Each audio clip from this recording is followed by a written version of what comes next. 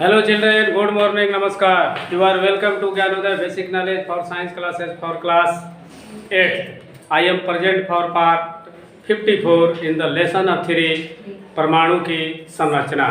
तो आइए क्लास 8 के लेसन 3 परमाणु की संरचना में अगला टॉपिक है, जैसा कि पाठ का नाम ही है परमाणु की संरचना। तो परमाणु क्या है, यानी परमाणु क्या, इसकी पूरी संरचना यानी कैसे बनता है, किसको परमाणु कहते हैं, इसका मतलब। तो सबसे पहले है कि परमाणु क्या है, व्हाट इज एटम। कहता है कि पदार्थों के सूक्ष्म एवं अविभाजित कण को परमाणु कहते हैं। देखो शब्द तो बहुत छोटा है, आधा लाइन भी नहीं है, लेकिन अर्थ समझने के लिए तो कहता क्या है। कहता है परमाणु के सूक्ष्म एवं अविभाजित। सूक्ष्म माने सबसे छोटा। जैसे मान लीजिए गेहूं ले लिए, गेहूं को पीसे तो बड़ा दाना निकला होगा, फिर पीसे तो उससे भी छोटा होगा, फिर पीसे तो उससे भी छोटा होगा। पीसते पीसते एक स्थिति ऐसी आएगी कि उसके बाद वह नहीं पिसाएगा, माने उसके कण और विभाजित नहीं हो पाएंगे। सही है ना। तो कहता है कि सूक्ष्म तो कण हो, लेकिन गेहूं भी तो छोटा है। गेहूं को तो 2-4 किलो 2-4 मन का नहीं ना है, छोटा तो है। लेकिन कहता है छोटा में भी जिसका कण अविभाजित हो, कि माने उसके पिसते पिसते पिसते इतने पीस दिए जाएं कि उसके टुकड़े और टुकड़ों में न विभाजित हो पाए, तो उसको हम कहेंगे परमाणु। इसका मतलब क्या हुआ, ध्यान से समझ लो कि पदार्थों के सूक्ष्म एवं अविभाजित कण, छोटा तो हो लेकिन उसको पीसते पीसते इतना छोटा कर दिया जाए कि और छोटा ना हो सके, तो उसको हम कहेंगे परमाणु। धान हुआ, गेहूं हुआ, उसको बारीक करते करते इतना बारीक कर दिया जाए। जैसे उंगली पर देखते हैं ना, जाते हैं जब चक्की में जहाँ गेहूं पिसाता है, आटा नहीं बाकी हो तो लेके इसे देखते हैं, माने इसमें दानादार नहीं ना कुछ फंस रहा है। तो जब इस तरह की स्थिति आ जाए कि फिर उसको और पीस कर महीन नहीं किया जा सके, तो उसी को परमाणु कहेंगे। तो अविभाजित हो गया कि नहीं हो गया। अविभाजित का मतलब क्या हुआ, जिसका और टुकड़ा न किया जाए, तो ये अविभाजित हो गया।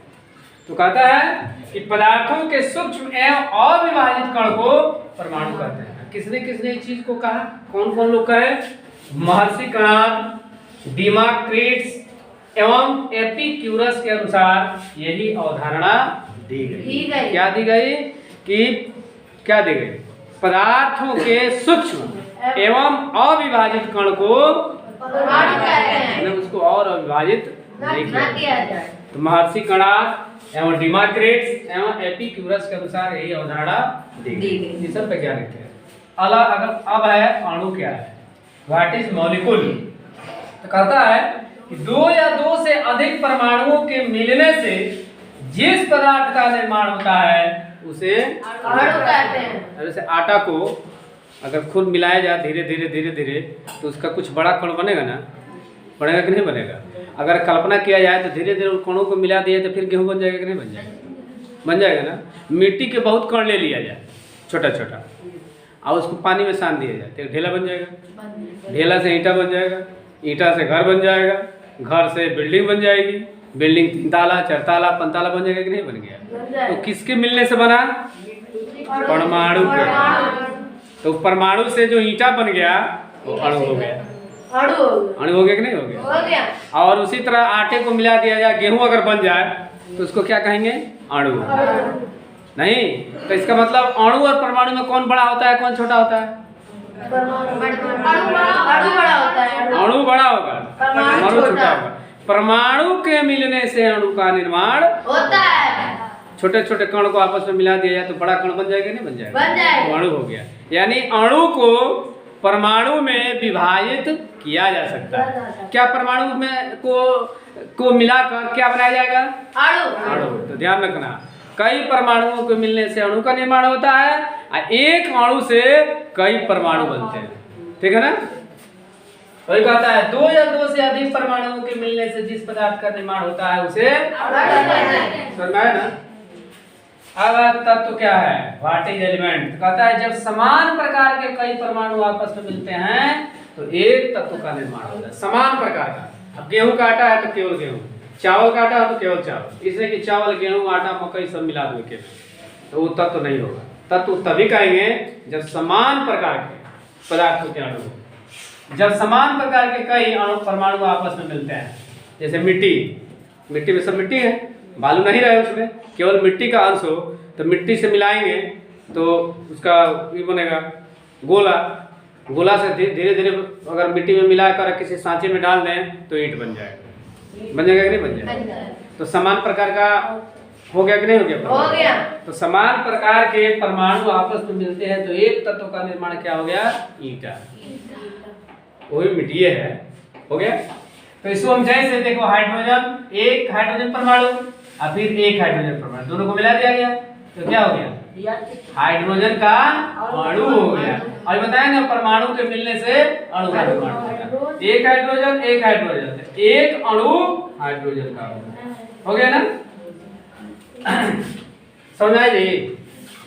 दूसरा, हाँ, यौगिक कंपाउंड क्या है? कंपाउंड जब असमान प्रकार के परमाणु आपस में मिलते हैं तो एक यौगिक के अणु का निर्माण होता है। जैसे हाइड्रोजन का एक परमाणु, क्लोरीन का एक परमाणु, दोनों को मिला दिया गया तो HCl यानी हाइड्रोजन क्लोराइड का एक अणु बनेगा। इसका मतलब है कि परमाणु के मिलने से अणु, फिर यहाँ देखो परमाणु के मिलने से अणु, लेकिन यहाँ समान प्रकार असमान प्रकार का है ना? हाइड्रोजन है और क्लोरीन है, दोनों समान है कि अलग अलग है? अलग अलग है ना? तो असमान प्रकार के जब परमाणु आपस में मिलेंगे तो उसे क्या बनेगा? यौगिक बनेगा। और समान प्रकार के मिलेंगे तो क्या बनेगा? तत्व बनेगा। यही अंतर है, यही अंतर समझना है। तो इस प्रकार हमको उम्मीद है कि अभी समझाया गया कि परमाणु क्या है? Party atom. तो किसी भी पदार्थ के सूक्ष्म एवं अविभाजित कण को क्या कहते हैं? परमाणु। और अणु क्या है? दो या दो से अधिक परमाणुओं के मिलने से जिस पदार्थ का निर्माण होता है उसे कहते हैं परमाणु। तत्व समान प्रकार के अणुओं के मिलने से जिस का निर्माण होता है उसको क्या कहते हैं? तत्व। और असमान प्रकार के परमाणु के मिलने से जिसका निर्माण होता है उसको यौगिक। ठीक है ना?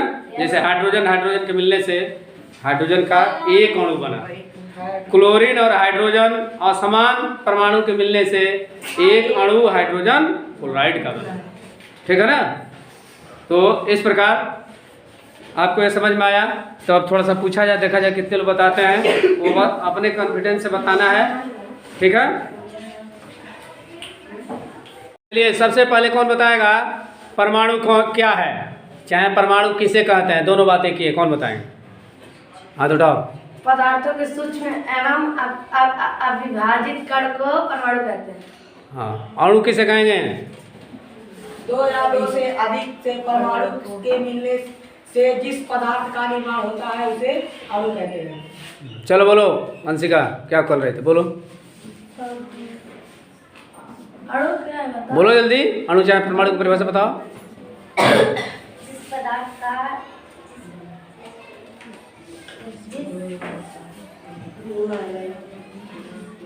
अब नहीं बोल पाएगी ज्योति।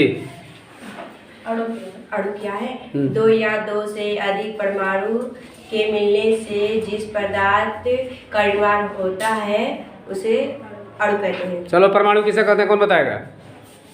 इधर लड़कियों में